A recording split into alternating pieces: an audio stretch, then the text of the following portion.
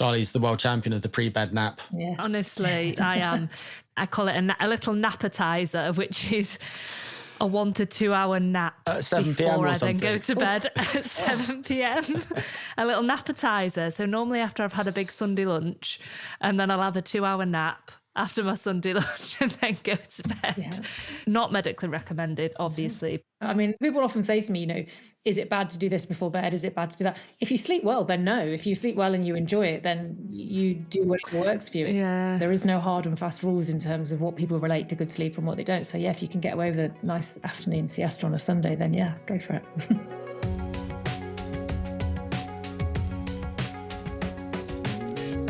This is The Method, a podcast from Thriver about what health looks like in the real world. I'm Dr. Greg Potter. I'm a scientist and health and performance consultant. And I'm Charlie Edmondson. I'm definitely not a science expert. I've got a regular job and I'm here to remind Greg of what life's actually like when you're not a nerd. You must be a nerd about something, I bet you are.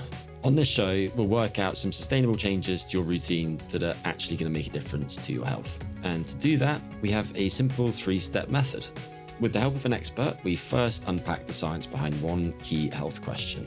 Second, we give some recommendations related to what we're speaking about on the day. And then finally, we put the practice to the test. Each week, we're going to hear from those who have tried and tested our recommendations to help turn a so-called ideal lifestyle into something that actually works for you.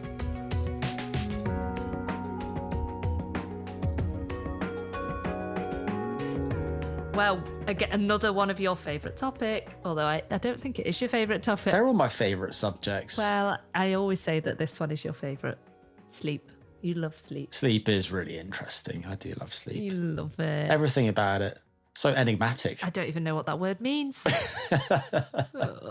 It means that it's sometimes hard to come by if someone struggles with insomnia, but then also it can be really hard to understand, and you can have funny experiences during it, everything from bizarre dreams to all sorts of interesting sleep disorders that at some point we might get into. I'd love to do one on dreaming, but we're not talking about dreams today, are we? We're not. We are speaking about insomnia and what people can do if they're experiencing chronic insomnia. And there's an important distinction to be made, which is that all of us now and then will have insomnia symptoms. It's a completely normal, healthy response to some sort of distress. It could be that you're going through some financial difficulties. It could be that you're in the throes of a difficult relationship. It could be that you're grieving. It could be all sorts of different things. Sometimes it's because there's something great coming up. I could never sleep the night before Christmas. I was jazzed because you were giddy. The next day, exactly. Yeah, I was Giddy Greg, baby Giddy Greg. So there's that type of acute insomnia, which normally goes away once the stress has disappeared. But then there's chronic insomnia, or insomnia with a big I. And that is where you struggle with some sort of daytime dysfunction because you're not sleeping well. You could be moody, you could struggle to concentrate at work, but also you struggle with your sleep, and that can come in a few flavors. One of which is struggling to initiate sleep, one of which is struggling to maintain sleep, and therefore maybe you wake up too early, or you could just feel like your sleep is not very restorative. And in chronic insomnia, that's when that's been the case at least 3 days a week for at least 3 months. So you need all those things in place to be diagnosed as having chronic insomnia. But it's quite common. Numbers vary, but historically people have said that it affects something like 10% of adults. But the good news is there are very effective treatments. And the frontline therapy should be what's called cognitive behavioural therapy for insomnia, which is what we're discussing today with our guest, Kathryn Pinkham. She has a background in the NHS as an insomnia consultant. She recognised the importance of sleep to well-being, and so in 2014, she founded the Insomnia Clinic. Initially, her work in sleep focused on one-on-one sessions, but she realised that was inaccessible to many, so she developed her online Sleep Well and Live Better course, and has since helped over 7,000 people sleep better. She's been featured on ITV, BBC, The Guardian, Cosmopolitan, and much bigger news and all of that. The Method now. That should go first. She'll lead with that henceforth, I'm sure. And she's worked with the likes of JP Morgan, Deloitte, and the NHS. And now giving us some advice. How exciting. And do you have a song for this week, Crumpet? So, can't use Insomnia because we used that, didn't we? Can't. I know. Yeah. So, I mean, as this goes on, this is probably something that I'm going to regret doing. I mean... It's great. It's a good cognitive challenge. Yeah. Oh. Or the other option, the lion sleeps tonight. Oh, in the jungle. Oh. Do you want to be Timon or Pumbaa? Oh. Tough call. Yeah. What a duo. Okay, so you can be Pumbaa. So you're low notes, I'm high. Yeah, let's do that. Okay. Lovely. Fantastic. Well, let's chat to Kathryn then. Maybe we could sing some Timon and Pumbaa to her.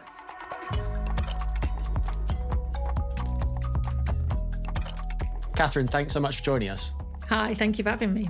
Welcome to The Method. Just to kick us off, Kathryn, I know you've said that insomnia is very curable, however long or severely someone's been struggling, which is probably a really hopeful message to a lot of people who do suffer with insomnia.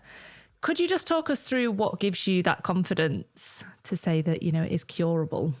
So partly experience in that I've been doing this for over 17 years. And actually, sometimes there'll be people who it's very recent onset. So they've only had poor sleep for the last couple of weeks.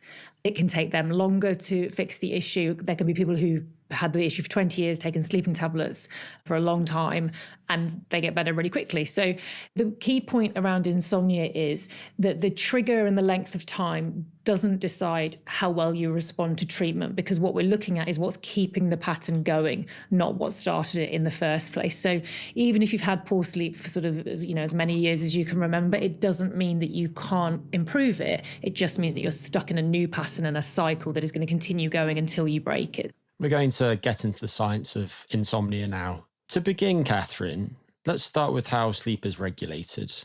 And several decades ago, a man named Alexander Bohr-Bailey put forward a two-process model to describe how sleep is regulated. One process is driven by your body's clock, your circadian system. And the other is what's called homeostatic sleep drive, which is like a hunger for sleep. Can you highlight what these two processes are and how they interact with each other? Yeah, so the circadian rhythm, that's your 24-hour body clock that most people have heard of. So it's controlled by light, dark, routine, when you eat, when you go to the toilet. We tend to sort of stick in that rhythm of those 24 hours. So the circadian rhythm is really important, that your body clock knows what to do and when. So that's why we tend to sleep different in the summer than in the winter. Our body clock is not able to just adapt and sleep at a different time. We have to build up to that. We have to train it to sleep in those different periods. And in fact, if you were to get into a habit of waking up at 3 o'clock in the morning and you were worrying about something, let's say you were going through a period of stress, after 3 or 4 days of that, your body would start to adjust and wake up at 3 o'clock. So it would become a new pattern. So you can set whatever pattern you want for your body clock. And that's the problem with insomnia, is that somebody has inadvertently set a new pattern that they don't want, but it is one that will continue to repeat. And the homeostatic sleep drive, as you say, it's like a hunger. So when you wake up in the morning, you start building this drive to sleep well. So it's like an appetite. The longer that we're out of bed, the stronger that drive will be. So the ideal situation is that those two things meet at bedtime. So you go to bed at a point where your drive is nice and high and your body is hungry for sleep. That momentum is there because you've built up that sort of sleep pressure. And at the same time, your body clock would understand and agree, yes, this is bedtime, this is normal, I expect to be asleep during this period.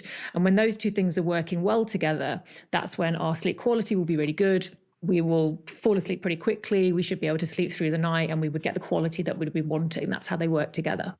I think the hunger analogy is very helpful because hunger itself is also regulated in a somewhat similar way. People will know that the longer they go without food, the hungrier they are. However, they also, within that, experience peaks and troughs in their hunger. They'll have peaks around the times at which they habitually consume meals. And some of that is driven by clocks in their body anticipating meals at those times of day. And I think it's important in this instance to emphasize that the two processes are distinct. And in insomnia, hunger for sleep is often very high because someone has a history of insufficient sleep or fragmented sleep. However, they also have a very strong drive to be awake, so strong that it can override that hunger, and then they struggle to initiate and maintain sleep. Yeah. And the things that will affect our sleep drive are, if you are somebody who naps during the day, if you fall asleep on the sofa before bed, that would take the drive off your hunger for bed.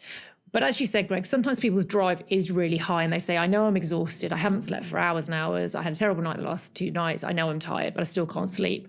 If you think of it a bit like a brake pedal and an accelerator pedal, what's happening is the accelerator is your sleep drive. So your body wants to sleep. But the brake pedal is the cognitive arousal. It's the fact that your body is no longer sure whether or not it can sleep, whether it's safe to sleep. So what's happened is our vigilance around sleep has become triggered. So if I am worrying about sleep, my body only has one way to interpret worry, and that is to use my fight or flight and my alert system. So what can happen is people are exhausted on the sofa, they could easily fall asleep, but they go and get into bed and suddenly they're wide awake. And that's an example of when actually your sleep drive might be really high, but because you are worried about sleep, because you've added pressure to it, because you are vigilant about whether or not you are asleep, your body's scanning for danger, that can stop the sleep drive from working. So eventually you will fall asleep, but it will be lighter, it will be more fractured. Your message to your body is, I'm not entirely sure that everything's okay here, so I'm going to scan and see if that's happening or not.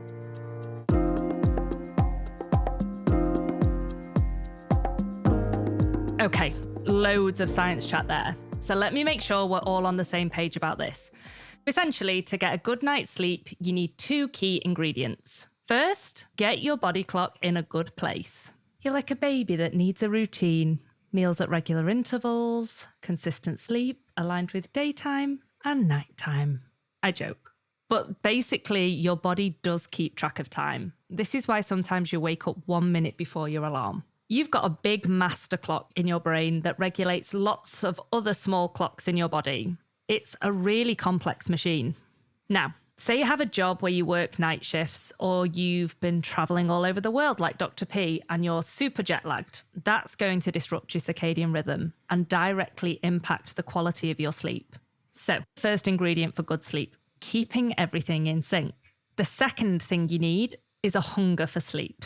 This hunger for sleep is something that builds throughout the day. And when you experience stress or you drink a lot of coffee, for example, you can push back that sleep pressure. Many people with chronic insomnia are actually stuck in a bad routine with this. They are really hungry for sleep, but their brain is far too stimulated to go to bed. This is actually how we got talking about accelerators and brakes. We didn't just transition to being a car podcast, in case you were concerned. Kathryn's analogy was sleep pressure drives you to sleep, but cognitive stimulation hits the brakes. Now, what's interesting is that often when you have a recurring sleep problem, you're going to start with changing your lifestyle. But Kathryn says sleep hygiene can actually only get you so far. And if you're wondering what on earth sleep hygiene is it something you do when you're cleaning your teeth? Not sure. We're about to find out.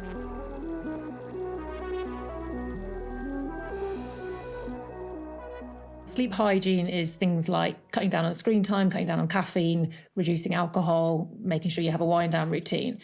And there's nothing wrong with that advice because it's all good advice. It would all make us feel better. It's certainly good lifestyle advice, but it isn't a cure for a sleep problem. And I think that's the problem that a lot of people have had, is that they are being given information and advice and treatment, which actually hasn't been proven to have any impact on somebody with a consistent sleep issue because it's not tackling the right thing. So if your body clock is out of sync, if your sleep drive is weak, and if your anxiety around bed is really high, then chamomile tea or not having any caffeine even in the morning is not going to fix that problem. So it's not to say they aren't part of the jigsaw and they can be helpful in their own way. But what's happened is there's way too much focus on sleep hygiene and rules and regimes and you must do this and this before bed. And for me, that's incredibly unhelpful for somebody with a sleep issue because it isn't going to fix the problem. And what it is going to do is create a lot more vigilance and anxiety around the problem that you're already adding pressure to. So we've mentioned CBT for insomnia before, or CBT-I, and I think we're going to cover what that actually entails more within the practice section. But just to set the scene, could you talk about how effective it is? Is it something that's widely used in practice or not as much as it could be? So CBT for insomnia is cognitive behavioural therapy for insomnia. It's an incredibly effective program. There's been many studies over the last 25, 30 years. Lots of RCTs, randomised controlled studies, have shown that it is repeatedly the gold standard treatment. It's as effective or more effective than sleeping pills long term because it gives people the tools to manage their sleep long term. I think the problem that we have in terms of access is it tends to fall between the gaps a little bit. So if you're going to a sleep clinic or a hospital, they wouldn't necessarily treat insomnia because that becomes more of a psychological therapeutic approach. They would be dealing with if you have sleep apnea, for example, so trouble breathing at night, or if you had narcolepsy. But then when you go to the therapist route, if you haven't got depression or anxiety, you might not qualify for the treatment there either. So when I worked in the NHS, what we saw is there were some people who actually didn't fall into either of those routes. For me, most people with insomnia or with consistent sleep issues, they don't need therapy. We don't need to look into all the reasons that your childhood, where it started, those kind of things. We don't need to do all of that. What we need to do is look at what is keeping it going. A lot of the work that I've been doing over the last 7 or 8 years is around digital delivery and online, which has been really effective. And now there is more and more research to show how effective that is, because it's a really effective method that can be delivered in a scalable way. But I think the problem up until now has been that there has been a huge gap. And it's worth noting that it's effective in a lot of different populations. Mm-hmm. It's been studied in so many groups of people, everyone from cancer patients to elderly individuals to people with chronic, seemingly intractable mental health conditions. Yeah. Consistently, it works, and it works really well. But when a doctor has 15 minutes with someone, they often end up resorting to a prescription for sleeping medication instead of trying to give them tailored or even a generic sleep program that might entail several weeks of work. But then with that, someone starts taking the medication, they develop some tolerance, and you get dose escalation. And in the long term, it's expensive. They get side effects, and then they start trying to taper off them, and then they get withdrawal effects, and quickly they can end up with long-term sleep problems. But actually, if they just started with CBT-I, it might be more work up front, but in the long term, it's so much better in so many ways, which is not to say there isn't a place for sleeping medication. Often that needs to be used in conjunction with the CBT-I, but CBT-I should be the first port of call whenever it's possible to implement it.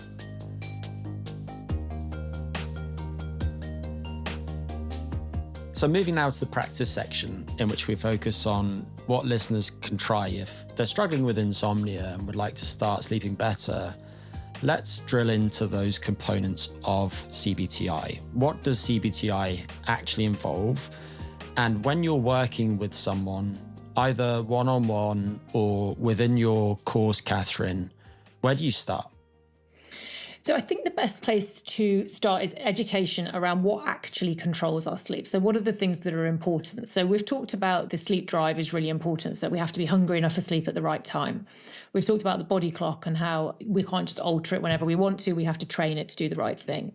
And then the third thing that we would focus on in the CBT for insomnia program is the connection that somebody has with their bed. Because if we have been sleeping poorly for a long time, then our association with our bed is going to be around wakefulness rather than sleep. So the first thing that we would get people to do is make some changes to when they go to bed and when they wake up. A piece of advice that most people would have is, you should keep a consistent bedtime. It's actually more important to keep a consistent wake time. So if you set your wake time at, let's say, 6 a.m. and you stay consistent with that, it can have a really powerful impact on building that drive, on setting that circadian rhythm so your body knows what to do. So what I would suggest most people start by doing is reducing the amount of time that they have in bed, which sounds counterintuitive because you're tired, you want the opportunity to sleep. But actually, by increasing the opportunity and spending more time in bed, what's actually happening is you're spending more time in bed awake, associating your bed with wakefulness, which is the very thing that's keeping this problem going. So for example, if you had somebody who was going to bed at 10 p.m., getting out of bed at 7 a.m., but they were only asleep for about 5.5 hours in that, the first thing we'd be saying is actually, let's reduce that sleep window down. If you can only get 5.5 hours at the moment, let's set a sleep window of around 6 hours. So maybe 12 until 6. And by staying consistent with that, what you're doing is you're fueling that sleep pressure. So you go to bed later, you wake up earlier. So in the short term, your body is really going to respond to that pressure to sleep by getting a better quality of sleep. So you're teaching your body, I'm not going to go to bed earlier, I'm not going to get up any later, there's not going to be any napping during the day. This is my new routine. And if that sounds difficult, that's fine. You can just do a little bit. So if you just push your bedtime back by half an hour, set your alarm a little bit earlier, that's the beginning stage. It's where we're trying to look at the behavioural side of it. We're trying to reset your body clock. The second thing that I would be working on people to change is what they actually do when they're awake. So if you wake up in the middle of the night, and the first thing that we all tend to do is check the time. And the reason we do that is because we want some information. We want to know how bad the situation is. We want to know whether we've got long left before our alarm's going to go off. But it does two things. The first thing it does is it sets that body clock, that timer, to keep going off at the same time. So if I always wake up at 3, look at the clock, then I teach my body to wake up at 3.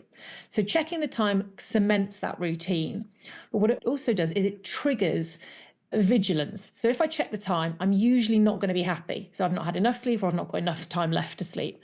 And that starts that sort of cycle and that spiral of worry. So I'm going to be exhausted tomorrow. I'm not going to be able to concentrate. I'm not going to enjoy it as much. I'm not going to be a good parent. What if I make a mistake? All of those types of thoughts.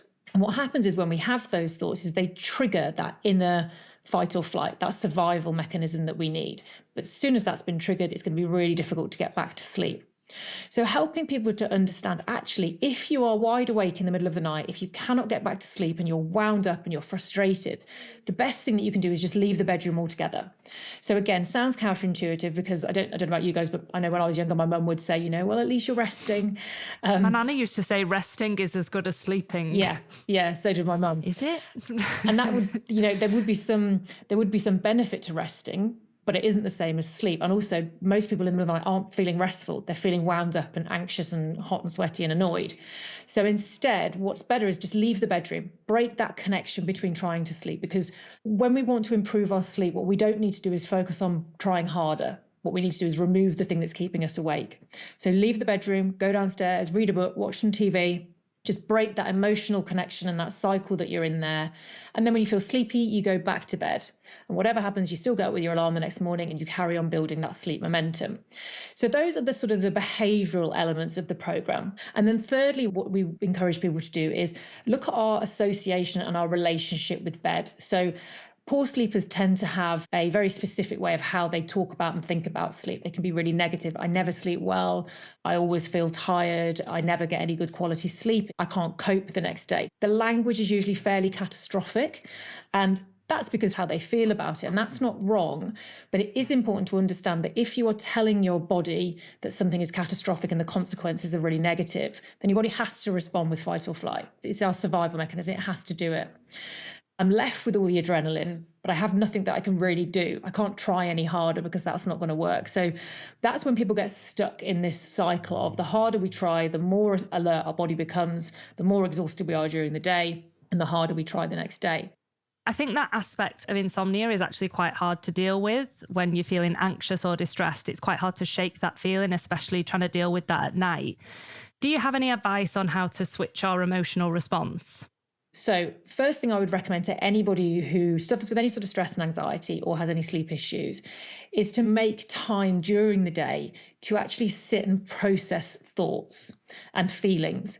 Because if we allow ourselves, we never need to sit quietly. We can watch something at all times on our phone. We never, ever need to sit quietly with our own thoughts. But the problem is when you get into bed, you are alone with your thoughts, and your brain will use that time to try and get you to think about and process things that have been going on. So set yourself an allocation, 15, 20 minutes every day, pen and paper, and you write down everything that you're worried about. If it's sleep, if it's family, if it's work, money, it could just be a brain dump. It doesn't really matter. You write it down. And the reason this is so therapeutic is because what you're saying to your brain is, I'm not ignoring what I'm worried about. So often when I work with people with sleep issues, their technique has been to try and distract themselves from their worries and from their fears around not sleeping. It's the complete opposite. Lean into them. Let's really understand it. What is it you're really worried about? What is it that the fear? What is the worst case scenario if you can't sleep well tonight? And the reason that's so important to try and understand that is because then we can decide if it's true or not. So when somebody says, for example, I won't be able to cope at work if I don't sleep well. And what would that mean? Well, it would mean I'm a failure. So now what we're actually looking at is, okay, I've got some quite negative thoughts here around my ability to work. No wonder that's triggering anxiety around sleep. So when people are doing their worry time, that thinking time, get into the habit of separating your thoughts and your worries into two categories. One is real problems, and the other is hypothetical problems. Now, the real problems are things that have actually happened. So I have lost my job. I am poorly. Those are real problems. I'm not usually in a state of fight or flight during a real problem because I'm actually going to try and fix it. There's something I can do. So who can I call? When should I schedule it? What is my plan of action? When we are looking at the hypothetical, which usually makes up the much bigger part of that list, there's nothing really concrete I can do. So what if I don't sleep well? What if I don't cope? What if I lose my job? And they all have the same impact. They all make me feel terrible, but I'm living that fear without it actually happening. So the answer there is not to ignore it. It's to accept that I'm worried about it, but also accept that it might be out of my control at the moment. It isn't a case of just trying to be more positive. That's not what it is. It's just trying to create statements and thoughts that have less of an impact. So I won't cope tomorrow is a very different thought to I'll be tired tomorrow. Let's think of a scale, 1 being not coping at all, 10 being best day ever, best coper, couldn't be any better. Realistically, where are you on that scale? Well, I'm about a 5. Okay, so what does not coping look like? Well, I don't even turn up. So I can't even let them know I'm not coming. That would be not coping. Okay, well, how likely is that? Not at all. I'll always turn up. I'll always be able to let them know. So not coping is here. What you're really saying is you're not coping as well as you want to, but actually you are getting it done. And that shift in thinking and how we respond to our thoughts makes a massive difference when it comes to sleep, because we're not trying to fight it. We're not trying to pretend it's not there. We're accepting this is how I feel. And it's not life or death. It's horrible, it's stressful, I don't like it, but it isn't life or death. And if I can teach my body it's not life or death, then it doesn't need to keep me awake any longer. Does that kind of make sense as to how our body responds to that fear? That makes complete sense. And to add to your comments, I think people can also designate a specific place for this worry time. Mm-hmm. So some practitioners speak about having, for example, a worry chair. And the idea is that you go to your worry chair for your worry time. Mm-hmm. Often this might be around the end of the working day. And then you get your worries out when you're there, and then you commit to not worrying until the next day. Mm-hmm. And sure, you will have concerns in the interim period, but the idea is that you're trying to compartmentalize that worry. And you can do that both in time and in space too. Sorry for the interlude, but give us a moment to talk about Thriver, the company behind this podcast. Charlie, take it away. Oh, no pressure. So, what we do on The Method is try and help you play the long game with health. You know, the whole longevity thing. It's very scientific of you. I'm trying, Greg, I'm trying. Right. And, well, basically, Thriver is built to help you on that journey to long-term health too. They offer tests you can do at home and give you a picture of your blood markers. The goal is to see where you're starting from, make changes, and retest a few months after. They also have a comprehensive app. You can sync your wearable devices like smartwatch or smart ring, information about your health, such as your goals, your exercise habits, how you eat, and collate all of that in one place. And this way, over time, you can see relationships between things, identify what's actually working. It's a really simple tool to turn good resolutions into habits that really stick. So check them out at thriver.co, links in the show notes below. Now back to today's episode. So just talking there about sort of short-term benefits or good sleepers, I would typically say I am quite a good sleeper, but like anyone, probably have those Sunday nights where your mind's racing about something the next day or you're anxious about something. So I would say it's probably once or twice a month. Is there anything sort of a CBT-I approach that helps with that specifically more short term? So someone that wouldn't say they've got insomnia but do suffer, that they can help to try and keep those symptoms at bay? So sort of more like situational insomnia. And the Sunday night one is really common. And I think there's a few things that lead up to the Sunday night one. You've probably not kept to the same routine over the weekend, which is, again, it's very normal. So you may have slept in a bit later. You might have had a bit to drink. You might have not eaten quite how you would ordinarily or exercise. So you're slightly out of routine. And what tends to happen is we try and go to bed at the same time when maybe your drive isn't high enough. So on a Sunday, I would recommend a couple of things. Firstly, make sure you're not going to bed too early, especially if you had a lie-in that morning. Secondly, make time to write stuff down. Your brain will be kicking in again because it's Monday tomorrow. So write the stuff down, get it out of your head before you go to bed. Don't go to bed with all of that in your mind. And also accept it's okay not to sleep as well on a Sunday night, especially if you've got something to worry about. You will get back into your normal routine. We're all going to have bad nights. It's nothing to be scared of. You know, if we're under stress, if we're too hot, if we're in a foreign country and we don't know where the hotel is, it's completely normal not to sleep well. And I think sometimes what we might be losing with all this emphasis on sleep and pressure on sleep is that we should be getting perfect sleep every single night, but it's actually not realistic. So the key is how we respond to a bad night. So if you're somebody with a history of poor sleep and insomnia, one bad night is going to mean a lot more to you than it would to somebody like you, Charlie, who generally sleeps pretty well and knows it'll always go back to normal. It's the same with people with a history of depression. If you have a history of depression, then a day where you feel bad means a lot more to you than for somebody who has no history and just has a bad day, because you're so worried about the impact, you're worried about what's going to come next. So that's where we need to stop the spiral, is actually one bad night on a Sunday is okay. It's normal. A hormonal bad night, or if I'm not feeling very well or if I'm too hot, that's okay. Just stick to your normal pattern, accept you're a bit worried about it, but don't overthink last night, because that's the part that keeps us stuck in that cycle. And another element of traditional CBT-I is relaxation therapies, which could include slow-paced breathing exercises, progressive muscle relaxation. Are there any of those that you find especially helpful to calm someone down if they're feeling a bit worked up at the end of the day? So yeah, absolutely. I think that one of the sort of common misconceptions is that relaxation is a cure for insomnia. So I love things like mindfulness and relaxation, but they are cures for anxiety and stress. They're not cures for insomnia. So they're part of a puzzle. They're not going to fix the problem on their own. People seem to find different things useful. So I would always say, work out what you actually find calming, because some people find breathing exercises stressful. If you focus on your breathing, it doesn't feel natural anymore and you can't do it. So visualization might work better for them. The key point is make sure that you're not using it as a distraction from what is bothering you. So as long as you've done the bit of work first on what is it I'm worried about, then relaxation and breathing exercises can be really helpful. So I would say to anybody, practice them during the daytime. I actually got, do you remember the old Casio watches? I haven't got it on today, but like the classic Casio. Yeah. My dad used to have a... My first watch. Yeah, but they've come... I like to think that I've brought them back round by talking about them, but they've come back out again. And Single-handedly. Yeah, I've relaunched... Are you a shareholder? I know. I've relaunched the Casio.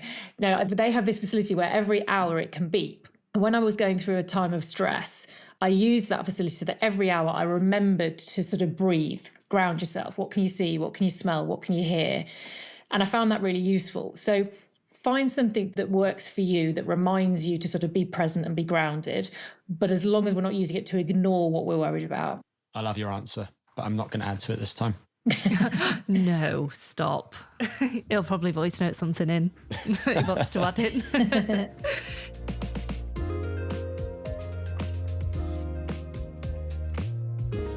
So we're now going to move to the experience section. So this is where we've had listener questions that we'd like to get your thoughts on. So the first question is from Nicola from North Lincolnshire. My question's on behalf of my daughter, really. She's got a 21-month-old child and she's got a baby due in February. She is not getting a lot of sleep at the moment because her 21-month-old child is having a really disrupted sleep pattern. She has been in her parents' bedroom and they haven't really started any sleep training. So it's really some advice about how to sort of manage that sleep training transition to getting her into her own bedroom, particularly with another baby on the way. Rightly or wrongly, they've left it quite late, but my daughter's sleep is sort of suffering because her daughter has a very disrupted sleep pattern. One night she'll sleep very well. The next night she'll be constantly waking up, sometimes waking up very distressed for no apparent reason, and it takes some significant time to get her back to sleep. If she doesn't get her into some kind of sleep routine, and preferably in her own bedroom, she's going to have double trouble because she's going to have her 21-month-old child waking up and possibly being woken up by the new baby. So just really to see, how they can all get some decent quality sleep. So I think I would start by saying I'm not a child and baby sleep therapist. So I think, Greg, you've probably got somewhere that you might be able to refer them onto in terms of children's sleep, because there are some fantastic people who can help with that. One thing I would say is I do quite a lot of work with new parents, and what new parents do increasingly, and I think that's a response to probably both parents having to be back at work more than maybe we used to have to, and maybe they want to, maybe they have to, but people having to get back into a routine, is adding a lot of pressure to sleep. So when we're working with new parents, it's usually not around things like sleep scheduling. It's around actually taking the pressure off. You are going to have disrupted sleep during that period. So building that coping beliefs around what's actually happening, looking at alternatives. What can you do that gives you more energy? What can you do during the daytime that will help? What have you given up on because you feel too tired? Could you reintroduce that? So exercise, hydration, better food, better diet. If we focus everything on sleep as a new parent, it just doesn't work. And what happens is we find people are lying awake in bed when their baby is asleep, desperately trying to force sleep, and they can't do it. So I would say to the mum, take the pressure off. It is going to be a rocky couple of years, but you will cope with it. We are designed to cope with that. Otherwise, babies would be born sleeping through, and they're not. But it's a phase. It gets better. It gets easier. And I think that adding pressure to your sleep is not going to help. Regarding the young parents, it's amazing how effectively being physically active mitigates many of the repercussions of insufficient sleep. Yeah. And that's true in terms of everything from cognitive function to mood to metabolic control, cardiovascular health to circadian rhythmicity. So just want to reiterate, carry on as you are and attend to those other pillars that matter so much. But then regarding the sleep training, there are two broad categories of the methods that people can use, and one of these is extinction. The best known of those, most widely discussed, is cry it out, which I'm sure you will have heard of. But then there are more gradual methods too, and there are lots of these. But if you want a resource, I would really strongly recommend Craig Canapari's work. Surname is Canapari. He's got a brilliant book entitled It's Never Too Late to Sleep Train. But his website also has lots of very helpful resources. The book itself is short, and it's written for people who are knackered with brief attention spans. So it's tailored to its audience very effectively, but I couldn't recommend that book more highly. I think that your daughter will find it really helpful. Yeah. Fab. The next question is from Tony in Nottingham. I'd like to ask about the requirement for 8 hours sleep. Firstly, whether that's scientifically backed that we actually need 8 hours in any 24-hour period. But secondarily, whether that 8 hours has to come in one block, i.e. at the end of the day, overnight. Or, for instance, you took a nap for half an hour or so, or fell asleep in front of the TV for an hour, a sort of typical pattern, you might say. Certainly for me, would that reduce the amount that you needed overnight at all? Thank you.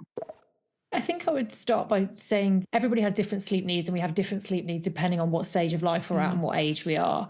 And I think that trying to get 8 hours is probably causing part of the problem for a lot of people. So I would ignore the 8 hour idea and just work for you. So what is the amount of good quality sleep that you can get? If that's 7 hours, then that's what's right for you at this time. If by trying to get 8, you end up ruining the quality of the 7, then it isn't worth doing. So 6 or 7 hours of quality sleep is much better than 8 hours of broken sleep. In terms of deep sleep, we can't micromanage it. So I imagine that he might be tracking with a device. One of the cautions I would say around tracking is if you are worried about your sleep and if you are adding pressure to it, tracking just amplifies that. It isn't the same as having an EEG. The graphs that you can see and the amount of deep sleep that you're getting, we don't know how accurate they are on all different devices. So I wouldn't pay massive amount of attention to trying to micromanage those specific stages. Instead, take a step back, look at improving things as a whole using CBT for insomnia tools, but try not to focus too much on stages. In terms of napping, it's better to have all of your sleep in one consolidated period. That's what would make you feel the best. That's the most refreshing way to get your sleep.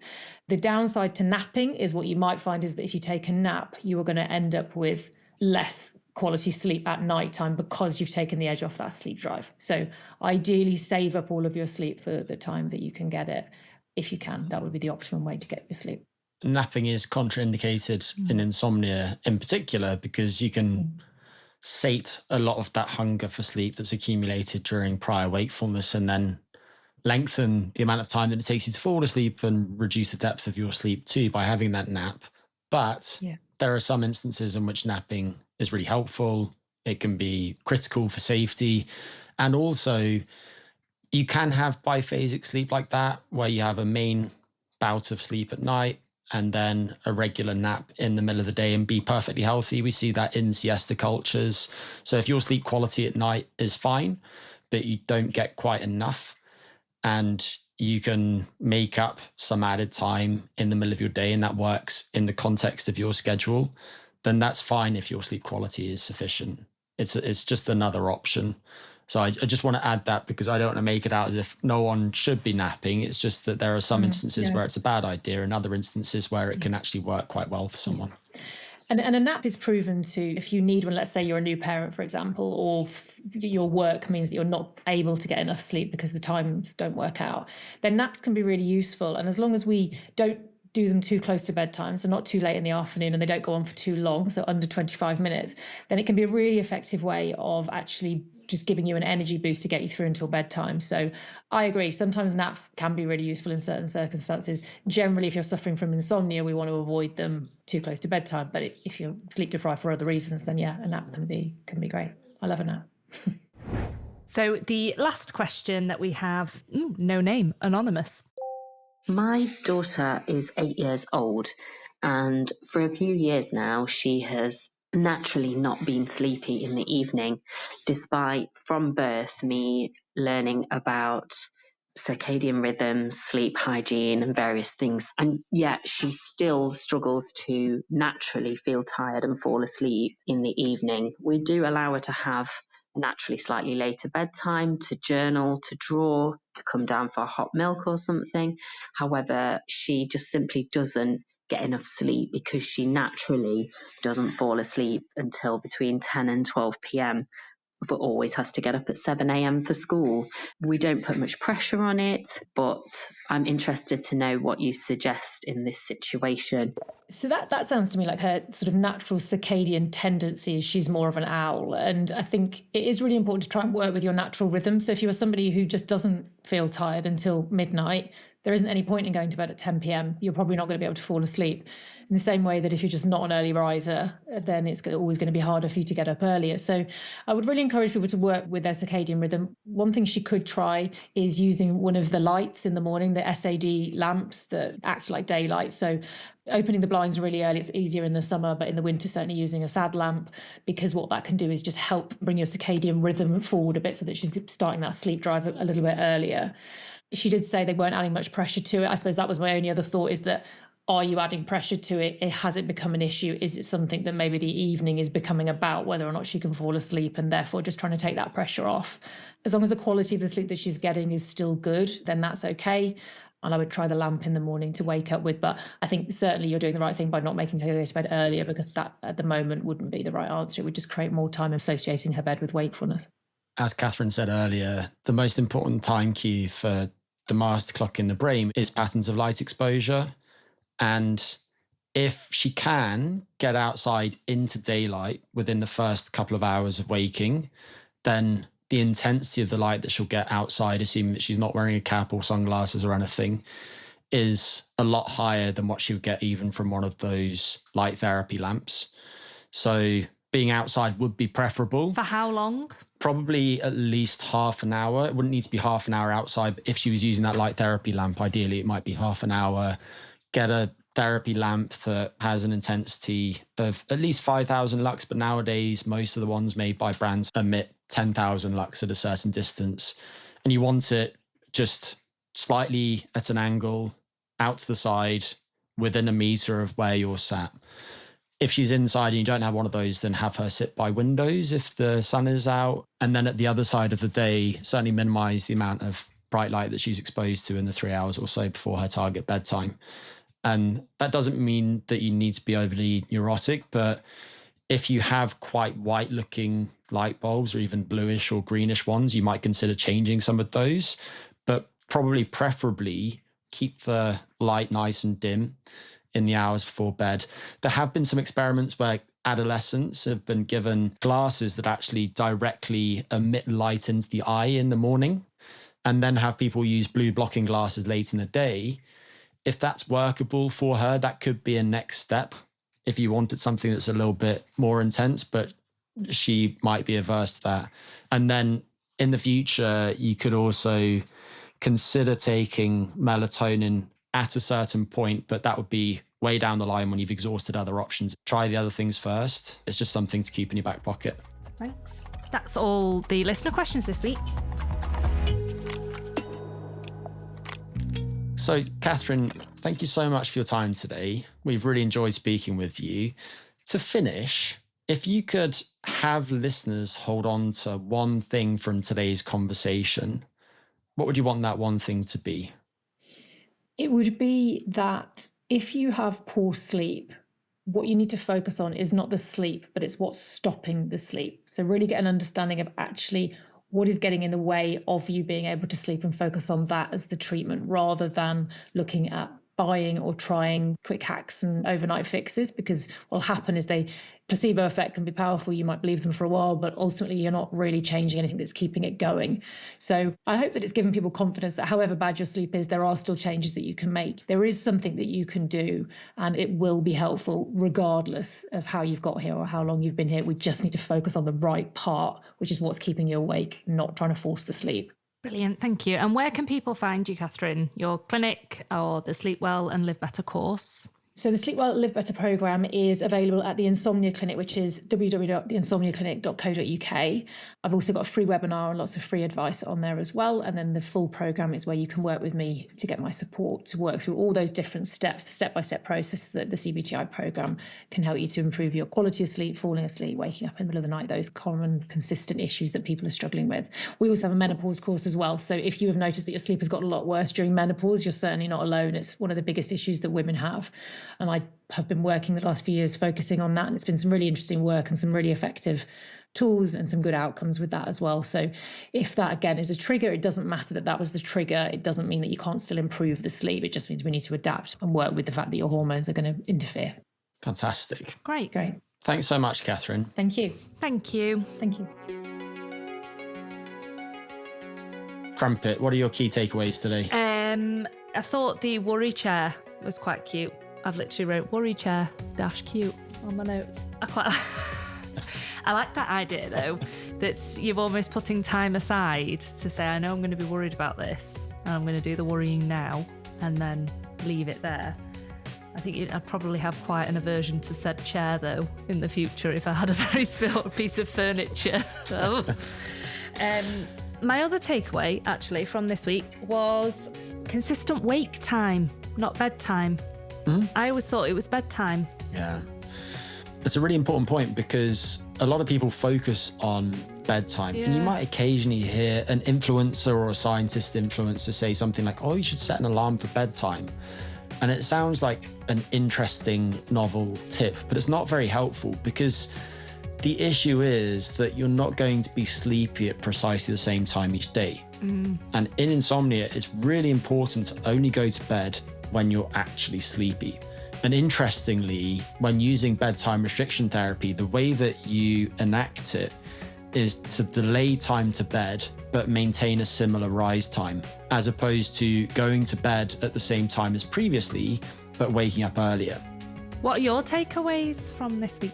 I think we covered a lot of ground, but a point that she made that resonates with me that's often missed is that relaxation methods by themselves aren't necessarily that helpful. And I see this in the work that I do with people, helping them sleep better. People might say something like, I've tried breath work or I've tried a body scan meditation, and that doesn't help me wind down, and I still get into bed and suddenly I feel wide awake.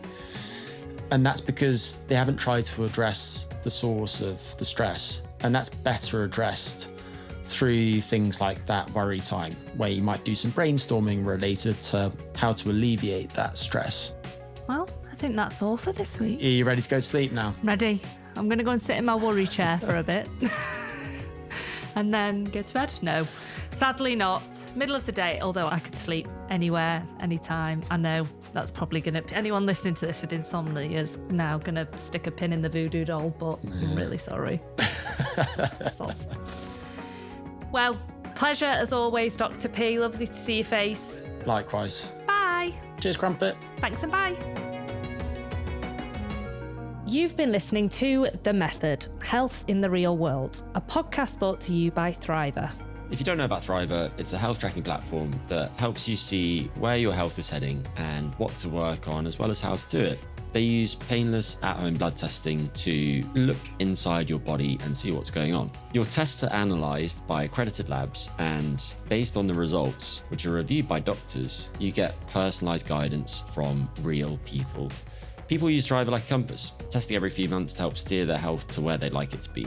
It's a great tool to start feeling more empowered about your health and to get information that you need to make progress, even when life is chaotic. Thriver also has some great content out there that can help you get to grips with complex health questions, exactly like what we're trying to do on this podcast. And all of that is free to access. So if you want to learn more, head over to thriver.co. That's thriver.co. And if you want to listen to Charlie sing really, really well, subscribe to the show. Come back every week for more tunes. You won't be disappointed? Well, unless you beg me to stop, but even then, probably not. You can find us by email at themethod@thriver.co. Seriously, we'd love to hear all of your questions and your voice. We love a voice note.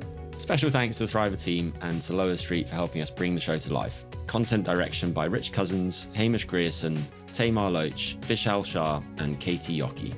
Production by our resident yogi, Lee Zavati, as well as Ryan Sutton and Sam Dattapaulin. Sound design by Alex Rose. We're your hosts, Charlie Edmondson and Greg Potter, and we will see you next time.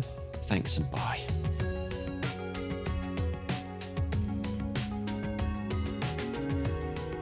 When I was a child, I had the same dream repeatedly. So in my dream, I was carrying my baby doll that I had, Susie, with my brother pushing this little pram that she was in. And it was raining and there was loads of puddles, and turned around and there was loads of wolves coming at us.